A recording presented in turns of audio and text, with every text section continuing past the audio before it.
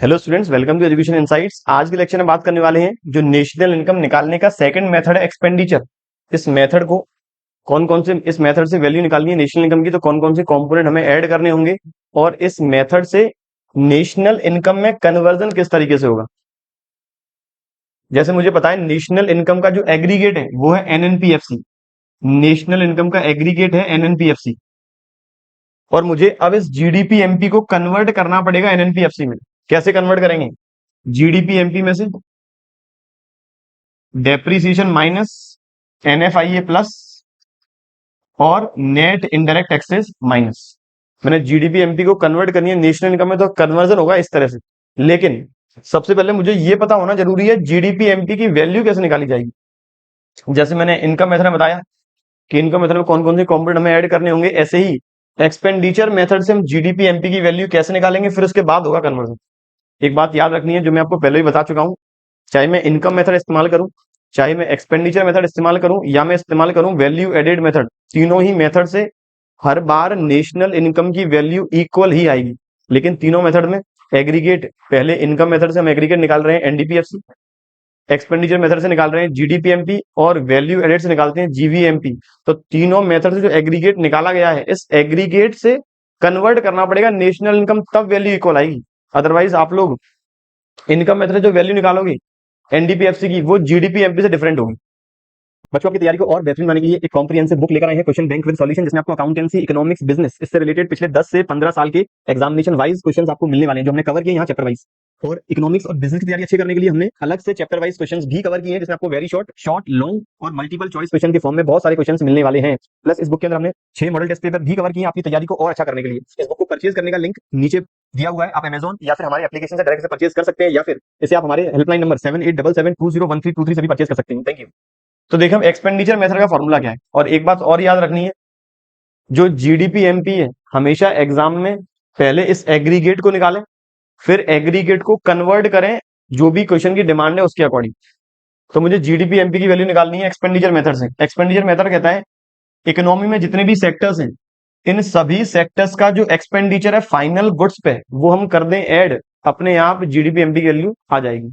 Economy में जितने भी सेक्टर्स हैं, पहला सेक्टर है हाउस होल्ड, दूसरा है प्रोड्यूसर, तीसरा है गवर्नमेंट, नंबर 4 है एक्सटर्नल सेक्टर। इन चारों के खर्चे हम कर देंगे प्लस, तो आ जाएगी जीडीपी एमपी की वैल्यू। हाउस होल्ड का खर्चा क्या कहलाता है? Consumption expenditure denoted by C. Producer का खर्चा investment expenditure denoted by I. Government का expenditure G denoted by G. और एक्सटर्नल सेक्टर खर्चा वो माना जाएगा net exports denoted by X minus है। लास्ट ईयर मतलब साल 2022-23 में क्वेश्चन आया है एक्सपेंडिचर मेथड का, जहां आपको specific consumption, investment, government expenditure, export import given था, आपको जीडीपी एमपी की वैल्यू निकालनी थी। तो इस फॉर्मूले को अप्लाई करने के बाद वैल्यू निकालनी थी जीडीपी एमपी।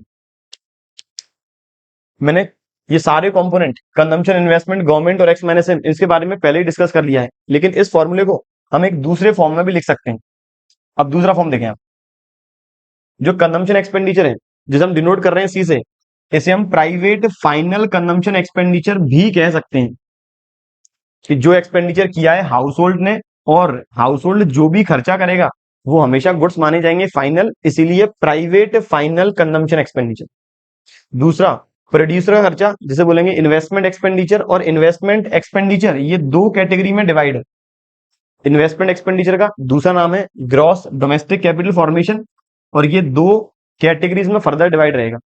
तीसरा कंपोनेंट गवर्नमेंट का एक्सपेंडिचर, गवर्नमेंट जो भी खर्चे कर रही है फाइनल गुड्स एंड सर्विसेज में, गवर्नमेंट जो भी खर्चा कर रही है फाइनल गुड्स एंड सर्विसेज में, लेकिन ये खर्चे यूनिलेटरल एफर्ट्स वाले नहीं होने चाहिए। और आखिरी नेट एक्सपोर्ट्स, जो फॉरेन सेक्टर ने इंडिया के अंदर खर्चा किया और इंडिया वालों ने फॉरेन सेक्टर के साथ खर्चा किया, मतलब एक्सपोर्ट माइनस इंपोर्ट, जो हमने माल विदेशों में भेजा मतलब उनका खर्चा, और जो माल हमने विदेशों से खरीदा मतलब हमारा खर्चा, तो मुझे नेट एक्सपोर्ट की वैल्यू यहां करनी होगी प्लस। इनकेस यदि हमें नेट इंपोर्ट दिया हो तो यहां पर नेट इंपोर्ट कर देंगे माइनस। एग्जाम में यह भी आ सकता है कि नेट एक्सपोर्ट की डेफिनेशन क्या है, तो इस फॉर्मूले को डेफिनेशन में कन्वर्ट कैसे करेंगे, excess of export over import is known as net export. या फिर नेट इंपोर्ट की डेफिनेशन निकालनी है, excess of import over export is known as net import. तो मेरा फॉर्मूला बन गया जीडीपी एमपी का एक और, private final consumption expenditure plus gross domestic capital formation plus government final consumption expenditure और प्लस नेट एक्सपोर्ट्स। अब ये जो इस फॉर्मूले में समझने वाली बात है वो है ग्रॉस डोमेस्टिक कैपिटल फॉर्मेशन की कैलकुलेशन। एक प्रोड्यूसर इन्वेस्टमेंट करता है दो जगह, एक तो करेगा इन्वेंट्री में, गुड्स में, स्टॉक में, और दूसरी जगह पैसा इन्वेस्ट करेगा मशीनरी में। जो इन्वेस्टमेंट होगा इन्वेंट्री में वो कहलाता है इन्वेंट्री इन्वेस्टमेंट। कैसे वैल्यू निकालते हैं? क्लोजिंग इन्वेंट्री या फिर closing stock minus opening inventory या फिर ओपनिंग स्टॉक। तो ये हो गया मेरा इन्वेंट्री इन्वेस्टमेंट। और जो फिक्स्ड एसेट में पैसा इन्वेस्ट करेंगे वो कहलाएगा फिक्स्ड कैपिटल इन्वेस्टमेंट।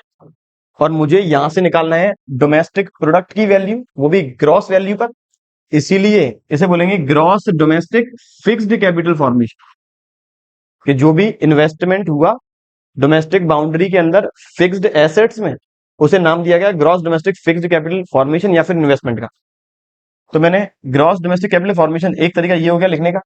दूसरा तरीका inventory investment plus net domestic fixed capital formation या फिर इन्वेस्टमेंट। नेट वैल्यू गिवन है, हमें चाहिए कौन सी होती है? हमेशा ग्रॉस, हमें हमेशा चाहिए ग्रॉस इस फॉर्मूले में। तो ग्रॉस वैल्यू निकालनी है तो डेप्रीसिएशन हम कर देंगे प्लस। अगर डेप्रीसिएशन का दूसरा नाम से गिवन है कंजम्पशन ऑफ फिक्स्ड कैपिटल, वो भी हम कर देंगे प्लस। या फिर कहता है इन्वेंट्री इन्वेस्टमेंट को नेट चेंज इन स्टॉक भी कह सकते हैं, और plus gross domestic fixed capital formation. तो इस मेथड के अंदर जो समझने वाला कंपोनेंट है वो है ग्रॉस डोमेस्टिक कैपिटल फॉर्मेशन। अगर गलती होगी भी तो मैक्सिमम यहां हो सकती है, अदरवाइज किसी दूसरे कंपोनेंट में गलती होने के चांसेस बहुत कम है। ये मैंने बात कर ली है एक्सपेंडिचर मेथड की। उम्मीद करता हूं एक्सपेंडिचर मेथड है क्लियर। इससे रिलेटेड जो प्रैक्टिकल क्वेश्चंस हैं वो आपको मैंने पीडीएफ में शेयर कर दिए हैं। सबसे पहले आपको करना क्या है, पहले फॉर्मूला अच्छे से पढ़ना है, कौन कौन से कंपोनेंट है वो समझनी है, उसके बाद क्वेश्चन सॉल्व करें। उम्मीद करता हूं मेथड पूरा क्लियर हो चुका है और आप लोग जब इस फॉर्मूले को अप्लाई करोगे तो मैक्सिमम से मैक्सिमम क्वेश्चन इजीली आप लोग सॉल्व कर पाएंगे। ऐसे ही रिलेटेड टॉपिक डिस्कस करने वाले अपने अगले लेक्चर में। तब तक बने रहिए और पढ़ते रहिए हमारे यूट्यूब चैनल के साथ। Thank you.